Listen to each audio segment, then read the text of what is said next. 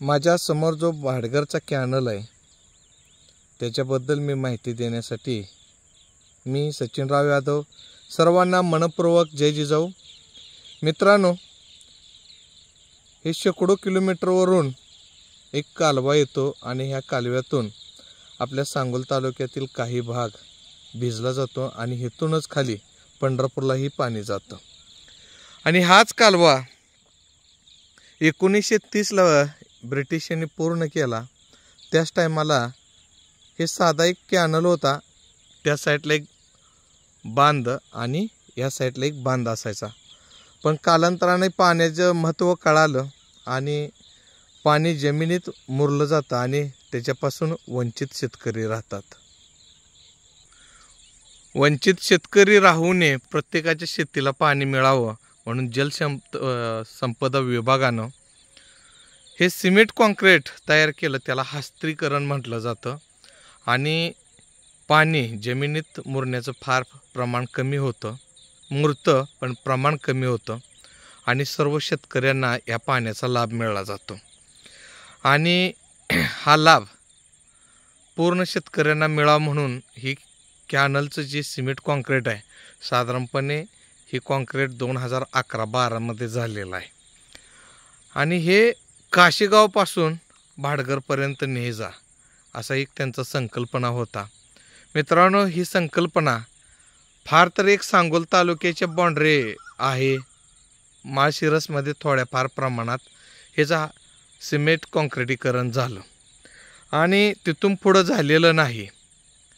आणि का झालं नाही, का तर तेथील माळशिरस, फलटण, नीरा, लोणंद, बारामती या भागातील जे शेतकरी आहेत हे संवेदनशील आहेत आणि त्या संवेदनशील शेतकऱ्यांनी ह्या सिमेंट कॉन्क्रीट जो हस्त्रीकरण आहे ह्याला विरोध केला। का तर याच्यामधून पाणी जमिनीमध्ये गाळलं जात नाही, मुरलं जात नाही आणि त्याच्यामुळं शेतकऱ्यांना फार मोठी त्याची किंमत मोजावी लागते।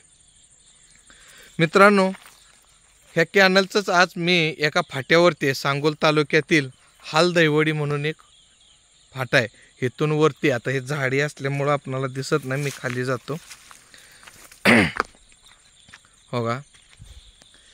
हा जो आहे D1 D3 आहे, त्याच्या खाली एक दहिवडीचा फाटा आहे आणि एक्झॅक्ट मी ह्याच लोकेशनला आहे। आणि इथं ह्या कॅनलला वर्षातले 365 दिवस असतात, त्या 365 मध्ये 3 हंगामी पाळे निघतात। साधारणपणे हा कॅनल 90 ते 100 दिवस रिकामा राहतो, नाहीतर वर्षातले 240 ते 60 दिवस कंटिन्यू ह्या कॅनलला पाणी असतं। आणि ह्या कॅनलचा एक फाटा आहे हो का, हा फाटा आहे। आता इथं लोकांनी जरा घाण केल्यामुळं जरा प्रॉब्लेम आहे, पण हा फाटा जो आहे, हा जो फाटा आहे आता खाली इथं वाहनं जाण्यासाठी मोजवलेला आहे, हा जो फाटा हा दहिवडी गावातील शेतकऱ्यांना ह्या फाट्याचा फायदा होतो। आणि हा फाटा हे 3 महिने वर्षातनं चालतो, साधारणपणे 250 दिवस लमसम धरा। आणि ह्या 250 दिवसामध्ये 3 पाळ्या असतात आणि ह्या 3 पाळ्यामध्ये प्रत्येक पाळीला हा दहिवडी फाटा हा 10 ते 15 दिवस चालतो। 365 दिवसातील एक साधारणपणे 40 ते 50 दिवस हा वर्षाकाठी चालतो फाटा फार तर। आणि हा फाटा इथं पाणी मोठ्या प्रमाणात जिरलं जातं मित्रांनो, असं ह्यांचा समज आहे। आणि पहा ना तुम्ही, आता मी समोर जातो, 50 दिवसामध्ये किती पाणी जिरत असेल। का तर या भागातील जे शेतकरी असतात हे कधीच कोणत्या गोष्टीचं चिंतन आत्मपरीक्षण करत नाहीत। आता 50 दिवसामध्ये ह्या भागातील हो असा छोटासा एक फाटा आहे आणि त्या फाट्याला सिमेंट कॉन्क्रीटीकरण केलं आहे। मित्रांनो, व्हिडिओ बनवायचा हेतू एवढाच आहे, जर हेच पाणी आपल्या भागातून जर ह्या दहिवडी गावातून जर गेलं 50 दिवस तर साधारणपणे हे पाणी जमिनीत मुरलं जातं आणि ते पाणी साधारणपणे 1 महिना ते 2 महिने त्याचा फायदा आपणाला होतो. हे कोणी सांगितलंय? फलटण, लोणंद, नीरा, बारामती तिथं साधारणपणे 250 दिवस फाटा चालतो. तिथल्या लोकांनी ते काम होऊ दिलं नाही हे सिमेंट कॉन्क्रीटचं. आणि तिथं प्रभावशाली नेते असल्यामुळं त्याचं लगेच जातात. उदाहरणार्थ बारामती मतदारसंघामध्ये एक कॅनल फुटला होता आता उन्हाळ्यामध्ये, आणि त्याला खालून एक मोर असते आणि तो कॅनल फुटला. कॅनल फुटल्यानंतर त्याची डागडुजी आली.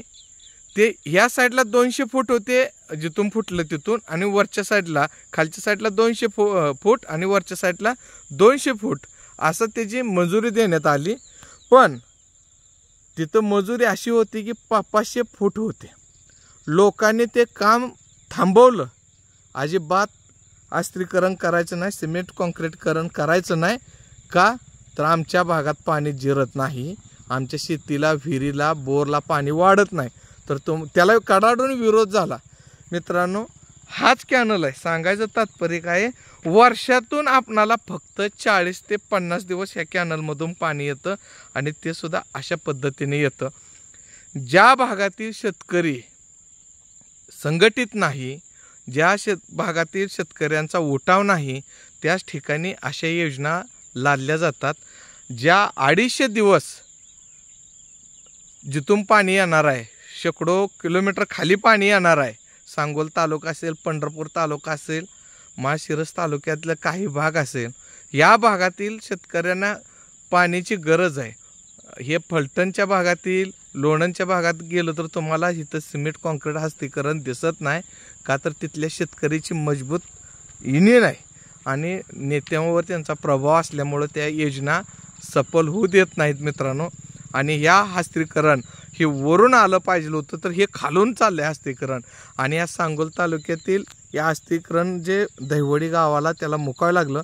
या 50 दिवसामध्ये 3 पाळ्या 15 दिवसामध्ये पाणी जर आपणाला ह्या कॅनलनं जर खाली जमिनीत मुरलं तर विहीर, बोर, ओढे, नाले ह्याला त्याचा फायदा होतो. आणि शेतकऱ्याला परत त्याचं पाणी उपसा सिंचनमधून आपल्याला अतिशय चांगल्या पद्धतीनं आपल्या भागातील गावातील शेतकऱ्यांना त्याचा फायदा होतो. आज हे पाणी ते जमिनीत मुरण्याचं प्रमाण 70 ते 80% ह्याच्यामुळं धोका आहे. आणि त्या पाण्यापासून आपण आता वंचित राहणार आहे. कारण का शेतकरी हा कधीच कुठल्या गोष्टीचा विचार करत नाही मित्रांनो.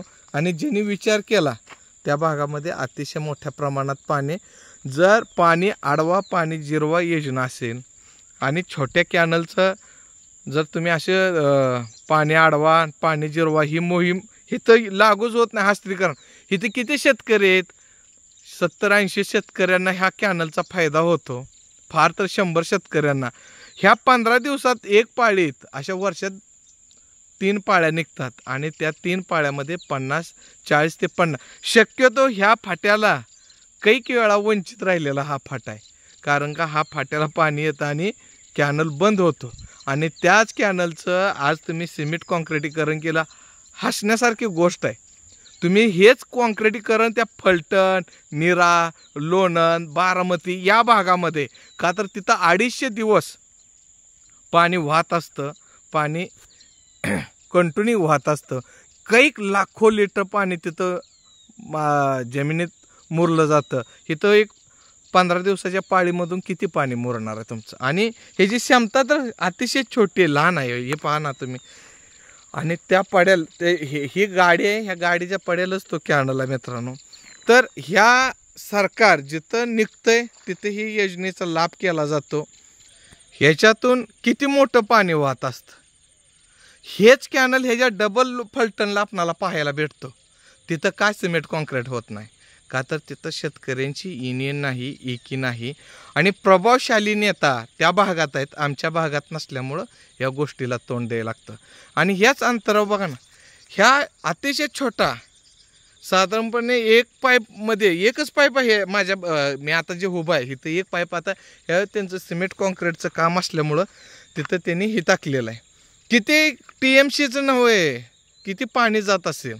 आणि त्या छोट्याशा कॅनलला तुम्ही हस्तीकरण करता आणि मोठ्या कॅनलला हस्तीकरण करत नाही. ह्या दहिवडी सांगोल तालुक्यातील हाल दहिवडी गावाला ह्या कॅनलचं हस्तीकरण करण्याची गरज होती का? तर अजिबात नव्हते. का? हे फाटा चालतो 10 ते 15 दिवस. जिथं 250 दिवसाच्या वरती पाणी चालतं तिथील कॅनलला हस्तीकरणाची गरज आहे. मित्रांनो, तुम्हाला जर खरंच असं असेल, आपल्या भागात जर हस्तीकरण करत असतील, कडाडून विरोध केला पाहिजे. आपल्या विहिरीला, आपल्या बोरला, आपल्या वड्या नाल्याला पाणी हे वाढलं पाहिजे, भूजल पातळी वाढली पाहिजे. ही सरकारनं आपल्यावर एक पाणी जमिनीत मुरतं आणि शेतकऱ्यांना त्याचा फायदा होत नाही, अतिशय चुकीची भावना आहे. सर्वात आधीच ह्या जमिनीमध्ये पाणी गाळलं पाहिजे, मुरलं पाहिजे, त्यावेळी भूजल पातळी वाढणार आहे.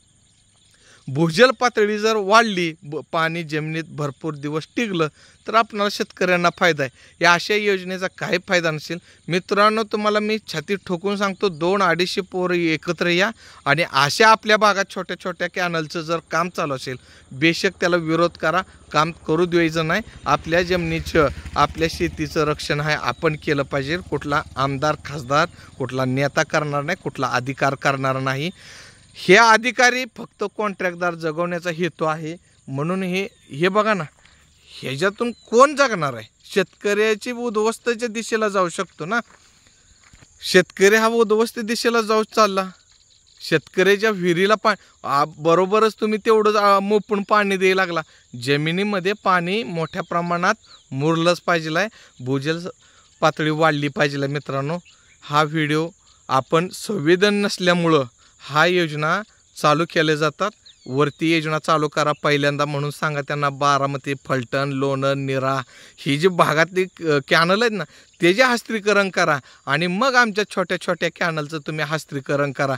कारण का? इथं विरोध होत नसल्यामुळं हे असले योजना चालू आहे. त्या तुम्हाला जर योग्य वाटलं तर शेअर करायचं मित्रांनो, कमेंट करायची. पुन्हा एकदा अगदी मनपूर्वक जय जिजाऊ. ज्याला नाही अक्कल त्याला द्यायची नेहमी